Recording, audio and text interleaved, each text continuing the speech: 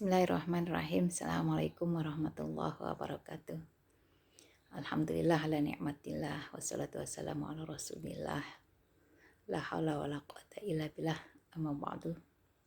Syukur alhamdulillah Allah perkenankan kembali kita bertemu meski pada perkuliahan yang berbeda. Kali ini kita bertemu pada perkuliahan Tarikh Tasyri, di mana mata kuliah ini lebih cenderung kita berbicara tentang historis, tentang sejarah, dongeng tentang sejarah. Tapi mudah-mudahan dongengnya itu dongeng yang berkualitas sehingga menambah keilmuan untuk diri kita masing-masing dan mudah-mudahan bermanfaat untuk yang lainnya. Bapak Ibu yang dirahmati oleh Allah peserta mata kuliah Tarikh Tasyri, mudah-mudahan dalam keadaan sehat semuanya. Kalaupun ada yang tidak sedang sehat, Allah berikan segala perkenannya untuk kesembuhan dan berikan sehat yang lebih barokah lagi. Yang sedang berjuang, yang sedang memiliki kesibukan apapun itu, mudah-mudahan Allah mudahkan dan kabulkan segala hajatnya. Amin amin ya rabbal alamin. Nah, sesuai dengan agenda kita, di mana kemarin minggu yang lalu saya sudah mengagendakan melalui RPS ada beberapa tema-tema kajian yang akan kita bicarakan, akan kita lalui bersama. Kali ini kita berbicara tentang tema awal, yaitu tentang hukum konvensional dan hukum Islam. Meski secara sekilas saya yakin, sangat-sangat yakin apa itu hukum konvensional dan apa itu hukum Islam, panjenengan semuanya paham tanpa terkecuali. Tanpa harus saya menjelaskan secara detail apa itu kedua istilah tersebut. Yakinnya panjenengan semuanya itu paham. Tapi tidak ada salahnya ketika saya memulai pembicaraan tentang hukum konvensional dengan hukum Islam dengan mengawali pembicaraan tentang sebuah arti atau sebuah pengertian atau sebuah definisi untuk lebih bisa membedakan apa itu hukum Islam dan apa itu hukum konvensional. Oke, jika dilihat dari pengertian atau definisinya, tentu yang namanya hukum konvensional ini adalah sebuah produk atau hasil karya manusia, hasil karya olah berpikir manusia, di mana tentu akan jauh berbeda kualitasnya dengan produk yang dipersembahkan dan dikaruniakan oleh Allah Subhanahu wa taala untuk umat manusia, wabil khusus untuk umat Islam. Nah, hukum konvensional ini adalah kaidah-kaidah yang disusun oleh manusia demi untuk memenuhi hajat atau demi untuk memenuhi satu kestabilan, keteraturan dalam kehidupan bermasyarakat maupun bernegara, berbangsa dan bernegara. Nah, kaidah atau hukum yang disusun oleh manusia seperti yang tadi saya sampaikan tentu memiliki satu kelemahan, memiliki satu kekurangan jika dibandingkan dengan hukum Allah Subhanahu wa taala yang tentu kita meyakini tentang kesempurnaannya. Nah, salah satu kelemahan hukum konvensional adalah terkait dengan update atau tidak update-nya hukum itu sendiri, karena dinamika masyarakat itu terus berkembang, terus berjalan. Jadi perubahan-perubahan yang ada di tengah masyarakat tentu menuntut pula perubahan-perubahan atau diperlukannya kaidah-kaidah hukum yang lebih update, yang lebih baru lagi. Jadi ketika sebuah produk hukum disusun pada masa misalkan saja pada saat ini, maka belum tentu cocok akan diimplementasikan di generasi berikutnya. Karena itu tadi, dinamika masyarakat, kehidupan terus berkembang, terus berjalan, terus bergulir. Contoh soal saja, dulu sebelum IT secanggih ini sekarang ini, kita jualan mungkin Bukalapak mesti ada yang namanya ruko, ada yang namanya toko, atau harus ke pasar, atau harus di mall dan seterusnya. Tapi era sekarang atau era yang kita kenal dengan era disrupsi, di mana era kecanggihan IT yang kemudian berdampak kepada banyak lini kehidupan masyarakat. Contoh soal tadi, efek atau hal positif yang lainnya dari IT ini adalah kita bisa jualan online. Tidak harus buka lapak di pinggir jalan, tidak harus memiliki toko, tidak harus memiliki pangkalan dan lain sebagainya. Tapi kita bisa, hikmahnya adalah salah satunya adalah kita bisa jualan online.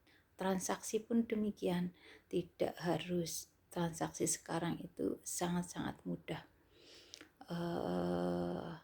tidak ribet, dan bisa dilakukan beberapa detik.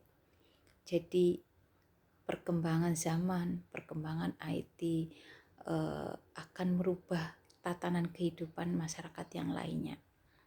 Maka itulah yang saya maksudkan, setiap perkembangan masyarakat pun akan menuntut diciptakannya pula atau diformulasikannya kembali hukum-hukum yang lain, agar ada payung hukumnya bagi, misalkan tadi, bagi para jualan online atau penjualan online, atau dagang melalui online, bisnis melalui online, transaksi melalui online, dan seterusnya.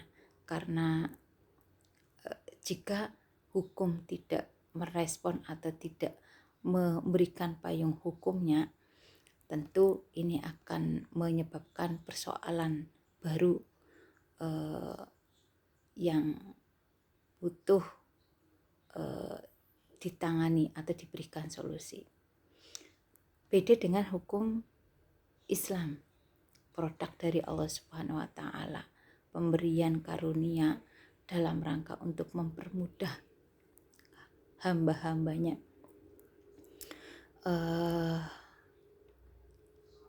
Jika hukum konvensional itu sangat terikat sekali dengan keterbatasan waktu, maka hukum Islam sangat-sangat fleksibel,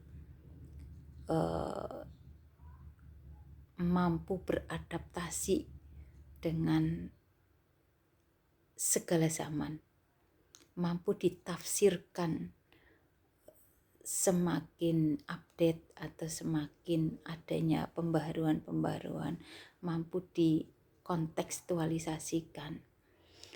Inilah istimewanya hukum Islam yang sudah Allah karuniakan kepada kita. Oke. Nah, maka dari itu, dari paparan tersebut yang saya sampaikan, kita dapat menyimpulkan setidaknya ada beberapa kesimpulan tentang perbedaan antara hukum konvensional dan hukum Islam. Yang pertama tentu dari sumbernya. Satu, sumbernya dari Allah langsung, dari Gusti Allah langsung. Yang satunya adalah produk manusia yang tentunya memiliki kelemahan-kelemahan, tak sesempurna dengan hukum Islam. Lalu kemudian berikutnya atau perbedaan berikutnya itu adalah tentang kaidahnya. Kaidah-kaidah yang ada di dalam hukum konvensional tentu sangat terbatas waktunya, masanya, karena perubahan-perubahan yang ada di dalam masyarakat tak dapat dielakkan. Berbeda dengan hukum Islam atau hukum yang Allah karuniakan, itu hukum Islam begitu fleksibel, kaidah-kaidahnya mampu dikontekstualisasikan, mampu dibumikan di masyarakat manapun dan di keadaan apapun, sesuai dengan kebutuhan, sesuai dengan apa yang dibutuhkan oleh masyarakat.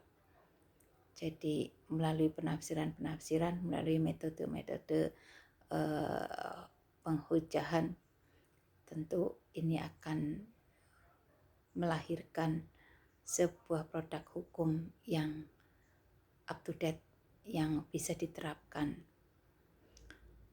Sedangkan perbedaan yang lainnya adalah tentang atau terkait peran dari hukum itu sendiri. Kalau hukum konvensional tentu ia hanya terbatas pada mengatur tingkah laku atau mengatur tatanan sosial di tengah-tengah masyarakat. Hanya sekedar itu, hanya sekedar menata. Berbeda dengan hukum Islam. Hukum Islam itu tidak hanya sekedar menata, akan tetapi kemudian memiliki peran bagaimana memberikan satu peringatan, memberikan sebuah saran agar tidak melakukan sesuatu di mana ketika ada hitam, ada putih, ada boleh, ada tidak boleh, ada halal, ada haram, yang tentu semua diciptakan demi kebaikan manusia. Adanya perintah tentu karena dalam sebuah perintah mengandung kemaslahatan, pun kemaslahatan itu kembali untuk kebahagiaan manusia. Adanya larangan pun itu untuk kebaikan manusia, karena di dalamnya pasti mengandung madharat, sehingga Allah sayang kepada kita, menunjukkan bahwa itu tidak boleh dilakukan, hal itu dilarang untuk dilakukan, harus dijauhi dan seterusnya. Nah, inilah yang membedakan. Jadi peran hukum Islam itu mampu memberikan saran, mampu mengingatkan, mampu menyarankan, membolehkan, melarang dan seterusnya. Semua untuk kemaslahatan kehidupan manusia. Itu. Jadi berbeda ya, sangat berbeda sekali. Kalau hukum konvensional hanya hanya sekedar kaidah yang kemudian memberikan perannya hanya sebatas itu saja, demi terciptanya